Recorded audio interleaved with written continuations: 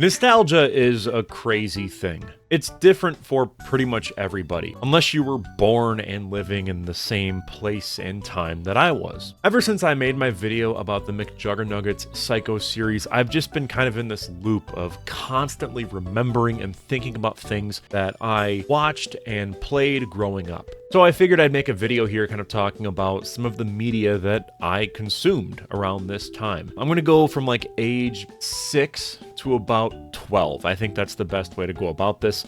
Otherwise, if I go too young, I'm going to be talking about like baby stuff that nobody cares about. But if I go a bit older than 12, I think a lot of you guys would just be like, well, yeah, this is a little bit too modern. I mean, I'm a 23-year-old man. I was born in 2002. So a lot of this media is going to be early 2000s to like early 2010s. We're going to break this up into movies, TV, and video games. So let's start with movies. I've talked about King Kong 1933 a lot on this channel, but I haven't made a video about it yet. I promise that day will come. However, this movie changed my life. I think my life could be sort of grouped up into before I saw King Kong 1933 and after I saw it. It made me want to be a filmmaker, straight up. We got this DVD from the library where there were 2 discs on it, and disc 1 was just the movie, disc 2 was a making of, and on that making of, it was this detailed documentary where they went over how they made the 1933 film through all the little stop motion intricacies and filming the actors and then placing them on the screen right next to the miniatures. It's so cool. I highly recommend you go and find that documentary. It's a treat. And as a kid, I'm like, wow, this is so neat. I want to make movies just like this. But even outside of that making of documentary, the movie itself terrified me in the best way possible. It was one of the first experiences I had with horror, with media that wasn't really designed to, pander to a child. This was media meant for adults. And what scared me the most were the close-up shots of Kong where he had someone in his mouth. I just remember being so scared of that. I would run into the bathroom and just hide because I think it might have been like the eyes were like bulging and they looked horrifying. It's so frightening, especially for a young kid. And I was about 6 years old when I saw that. It was just a life-changing experience that definitely didn't affect me negatively, but it did create this love for giant monster movies that still exists to this day. The next big sort of tentpole movie, Pirates of the Caribbean. I loved these movies as a kid, and I haven't really revisited them much in adulthood. I probably should. I just remember being a bit let down by On Stranger Tides when that came out, and then the 5th one I don't even think I've seen. But those first 3 movies are just magical. They are perfect children's entertainment. And I don't mean that in a derogatory way, right? I think that children's media gets kind of a bad rap, but this created, it lit the spark for imagination for me as a kid.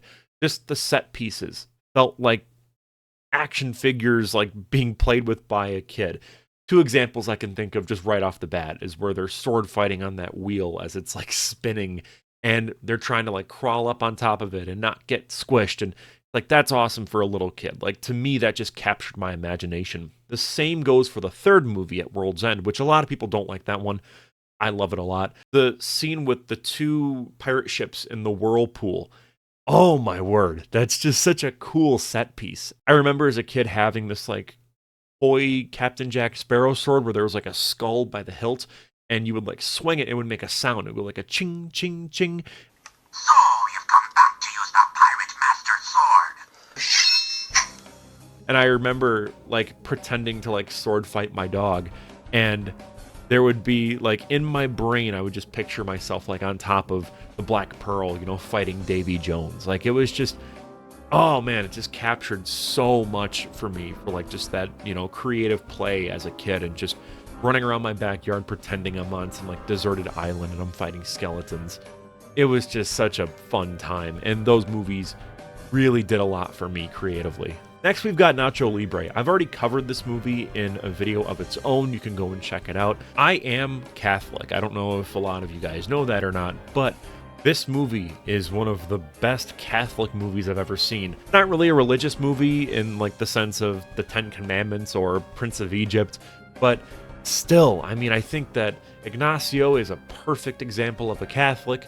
Regardless, I'm not going to just keep saying the same things I said in that video, but as a kid growing up Catholic, this was awesome. And on top of that too, my brother was adopted from the Philippines.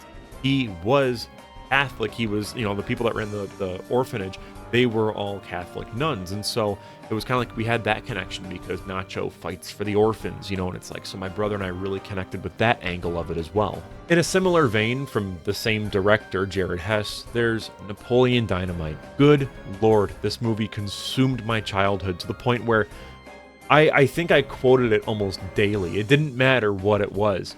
Like, my parents, I'd walk up to one of them and I'd be like, I'm hungry. And they'd be like, make yourself a goddamn quesadilla. Get off, Napoleon. Make yourself a dang quesadilla. And growing up, again, in a rural part of the country in Wisconsin, it's pretty similar to the landscape that we see in that movie. I'm pretty sure they filmed in Iowa, if I remember correctly, which is fairly close to Wisconsin. So, tomato, tomato. All right, moving away from comedy, Iron Man 1 and the Avengers. I'm going to group them both kind of together here. Iron Man 1 especially, I remember watching endlessly on this like portable TV player that my parents got me for whenever we would go on vacation. But I remember like going under the covers in my bed and just watching it late at night. And I would just watch that final battle between Iron Man and Ironmonger just on loop. It was one of my favorite fight scenes ever. And as I got older, in 2012, my dad pulled me out of school and he was like, hey, we're going to go see Avengers, but don't tell anybody. You can tell your mom, who cares? But he's like, tell everyone at school that you're getting blood work done. And I'm like, okay, I don't care. And so we just kept that lie up for years. And I think the statute of limitations has kind of run out on that, so it's fine if I publicize that. But yeah, no, dad move for real. Like, we had so much fun seeing that on opening day. Just a great memory all around. And in general, Avengers, I remember putting that DVD into my Xbox 360 and just watching that thing on loop. And speaking of watching something on loop on my Xbox 360, Pacific Rim. I remember one day just looping that prologue where it's, right before the movie starts, right before the whole knife head scene happens. We get like the news reports of, kaijus are now a thing and blah, blah, blah, blah, blah, blah, blah. I watched that for like an entire day as a kid, just on loop. And maybe that says something about my neurodivergence, but I mean, yeah, that repetition just never got old for me. As it went on, though, that movie is just phenomenal. I remember seeing some other movie with my family, and the trailer for that played in the theater. And I remember just like locking in. I did that thing where you lean forward in your chair because I thought it was a trailer for the new Godzilla movie that was coming out in 2014. This was about 2013. So in my mind, I'm like, oh, I must have not seen this uploaded to YouTube or whatever. I guess this is the trailer for Godzilla. And no, it was something entirely different. And I just adore that movie. Again, I got to cover it on the channel eventually. It's in the works, I promise. Speaking of giant monsters, Godzilla vs. Hedorah. I did make a video on this on the channel. And yeah, it was my favorite Godzilla movie as a kid. It still is my favorite. To me, it just captures so much of my imagination. I just adore how terrifying it is. I love the kid-friendly angles. I love the animation. Everything about it is just wonderful. I actually just guested on a podcast called The Tallest Kaiju. Go and check that out if you want to hear me gush about that movie for a very long time. And finally, the one that I really want to talk about because it's a bit topical is Green Lantern 2011. Now, I don't like this movie. I really don't. But I loved the toy line as a kid. I had the Parallax figure where you like squeeze the tail part and then this like hand comes out of its chest and then it would grab it like a 3-inch action figure and then pull it back into its chest. It was such a cool little mechanic. The 6-inch line as well was really neat. I remember having, I think it's like Tomar Ray, and I had Hal Jordan, of course, and I had Sinestro. I really wanted the Yellow Lantern version of Sinestro because Sinestro was just my all-time favorite villain. When I was a kid, my old Snapchat username thing was like Sinestro something. So yeah, it was just really funny, to be honest, because it's like not a good movie. I remember not liking it as a kid, but at the same time, the toy line was just so cool that in my brain, I'm like, the movie sucks, but this is pretty neat. Also, that Lantern show, I'm a bit positive, honestly. I'm not a big fan of the color palette, the color grading, but otherwise, I think it'd be kind of cool. Who knows? Not relevant to the video. I really didn't watch a ton of TV as a kid. I'm going to be honest. I watched Cartoon Network, Disney, and then like some ABC every now and then. And that was pretty much it. I just wasn't a huge fan of syndicated TV. I was more of a fan of just putting a DVD in a movie player and then just watching a movie. That was more my speed. However, my favorite show as a kid, hands down, was Regular Show. Oh my word, dude, this show irreversibly shaped my life, probably for the worst. My sense of humor has been completely defined by this show. The amount of times that like my brother and I have just been like doing the ham boning, like just walking up to each other and just like annoying each other that way. Like it's just so crucial. One of our favorite tics that we still say it now, is whenever someone says like, "Whoa, where'd you get that?" We say, "I bought it with money." I bought it with money. Nice. So stupid. So many little lines from this have just been like things that we constantly say to each other. And it's all because of this stupid show. I love it though. It's an amazing, amazing cartoon. So good. Also, my music taste was very much shaped by this series because in the earlier seasons, and I think some of the later ones, I don't know, I think I tuned out around once like Thomas became a character that I kind of grew out of the show. Haven't really revisited it much beyond that.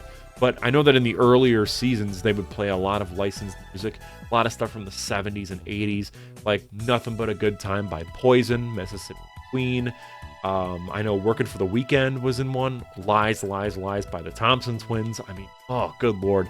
The soundtrack was so good. Party Tonight by Mordecai and the Rigby's. Dude, geek. It's so good. Another TV show that I liked on the same network was Star Wars: The Clone Wars. I remember seeing the movie in theaters with my mom and thinking it was kind of cool, but it wasn't like groundbreaking by any means. I remember not liking the toy line because the legs were really thin and it was hard to keep the figures standing up. But regardless, the TV show I loved a lot, especially the kind of like Darth Maul, Savage Oppress storylines that they would do. Like that whole arc was so cool. I remember taking one of my like yellow Lego figureheads and taking a black Sharpie and like adding lines so that it could be Savage Oppress because I just loved that character so much. One of my favorite Glup Shitos behind like Kit Fisto. And that's another one too, that episode with Kit Fisto and his apprentice where they end up fighting General Grievous. That one's so good. The Zillo Beast one was really cool too. The one with, I think it's 9, the one like defective clone who sacrifices himself. This show treated the audience like adults, even though it was really meant for kids.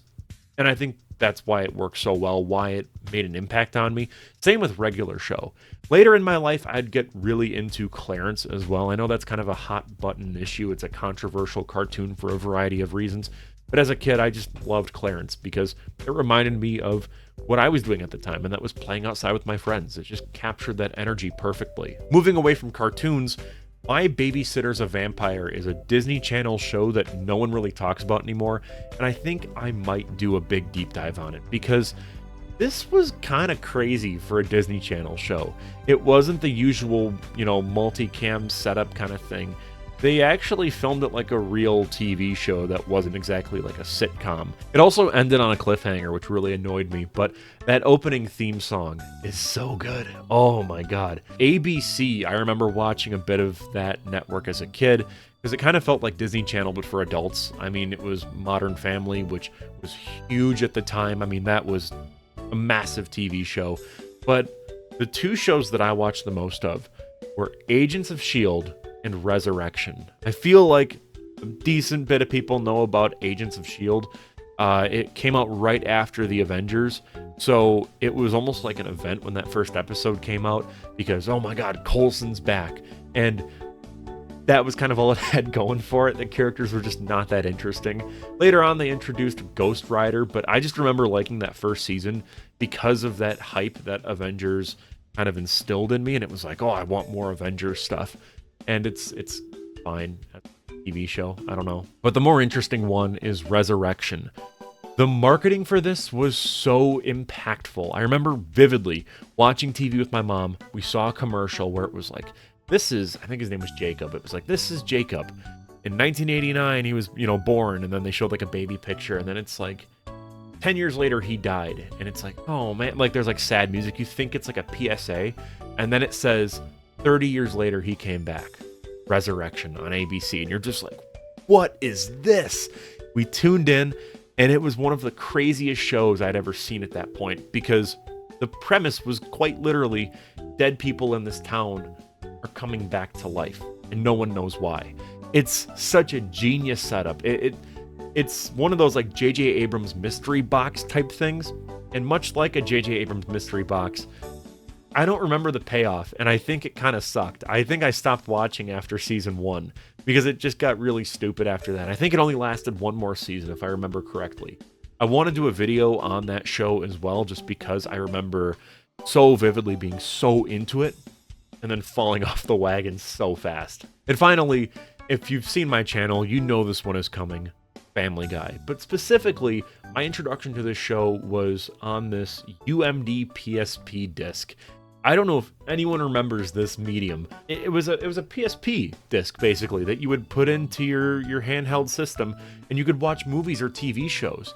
And I remember Godzilla Final Wars had a release on here, as well as like Nacho Libre and Napoleon Dynamite. But the one that I had, I only had one of these things.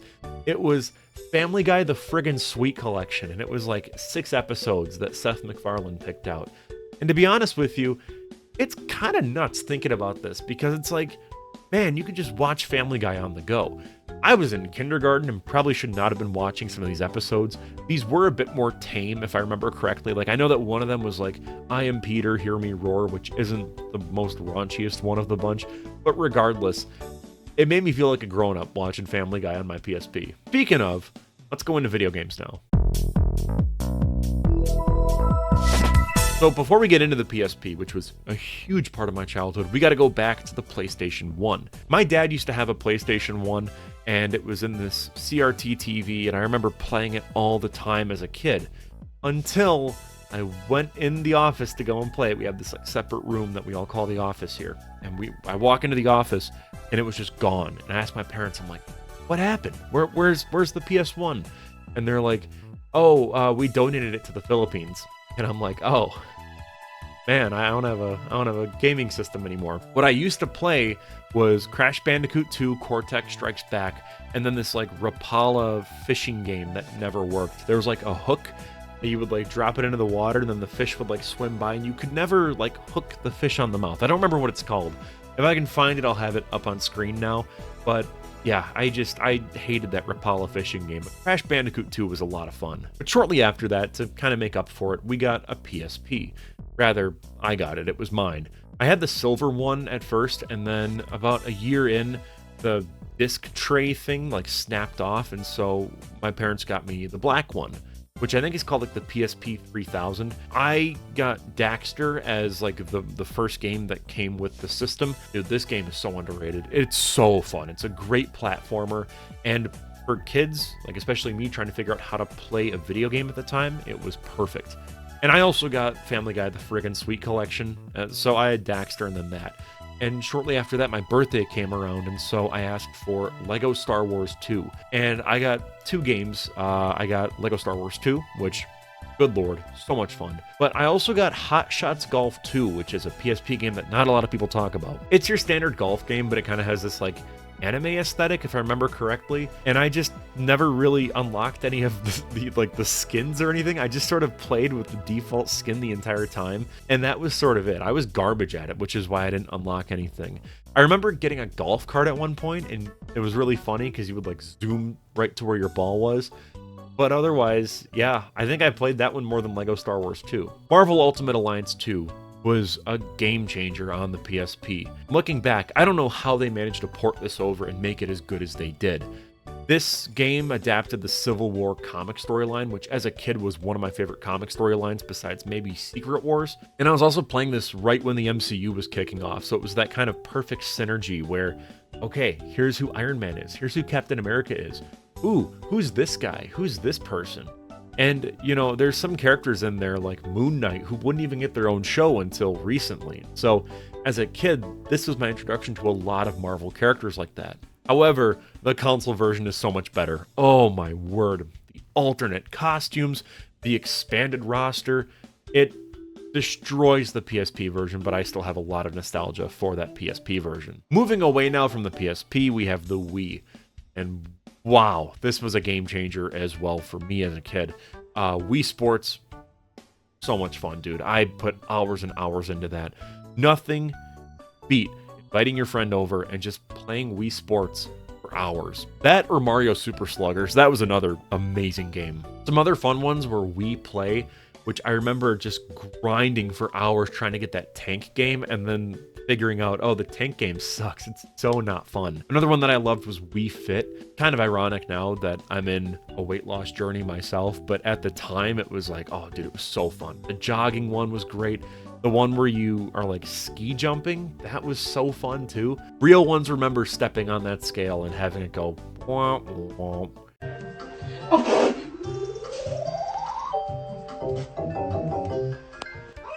Mario Kart was so fun as well. I always had the steering wheel thing where you put the controller into the steering wheel and steered that way. It was just so much easier for me to control. I never unlocked any of the bonus characters though. I kind of just did the same maps over and over again and never really found out you could unlock like Dry Bones or Dry Bowser. Never happened. And finally, Godzilla Unleashed. I remember going on my family home computer, typing in Godzilla cheat codes, and then printing that out, and then typing in, you know, like the cheat codes to get Titanosaurus or Obsidius. That game is so fun. There's going to be a video about it on the channel soon. I promise. Maybe not soon, but soon. The last system I'm going to talk about is my favorite, and that's the Xbox 360. Oh, Lord. I have my 360 behind me. The only problem is the disc doesn't work. Like, you could put any disc in there and it'll say that the disc is unreadable. I think there's like an issue with the reader. I'm trying to figure that out because I want to do more Xbox 360 retrospectives. So it's kind of funny how I actually got that system. I used to have long hair. As a kid, I had long hair pretty much until I got the 360. My parents hated it. And my mom was like, look, cut your hair, I'll buy you an Xbox 360. And I'm like, okay. So get my hair cut, she buys me the 360, and included with that is the Kinect. And I never really played the Kinect beyond U-Star, which that's a really fun game. If I can get that disc system working, I'm going to do a U-Star video because it's insane. You like are composited into pre-existing movie scenes and you have to like act in it. It's so funny. Bottle and then 3 more. Says he'll water his garden with champagne before he let the Germans drink it.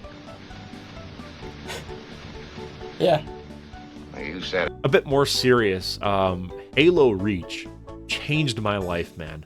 That campaign, I swear, anyone my age that played that was a male, it's like, that's what turned boys into men. Like, that whole campaign was so good, man.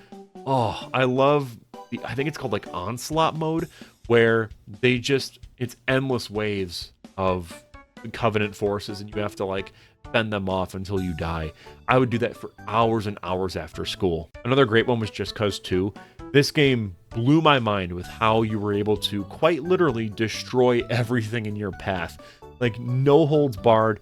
You could blow up a building if you wanted to. It was like the ultimate sandbox experience. I love that you could fly planes, helicopters, motorcycles. It was just so, like, do whatever you want, have fun, go crazy. And just the way that you would control the vehicles was great too. I remember I had this as a digital download on the Xbox 360 store because if you had Xbox Live, you'd get like a free game every month. And this one was one of them. I remember Fallout New Vegas was one of them.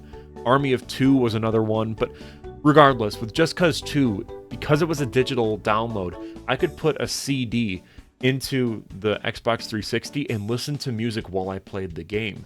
And so I would just drive around for hours listening to like the Last Action Hero soundtrack or Def Leppard's Greatest Hits. I don't even remember what the soundtrack was for that game.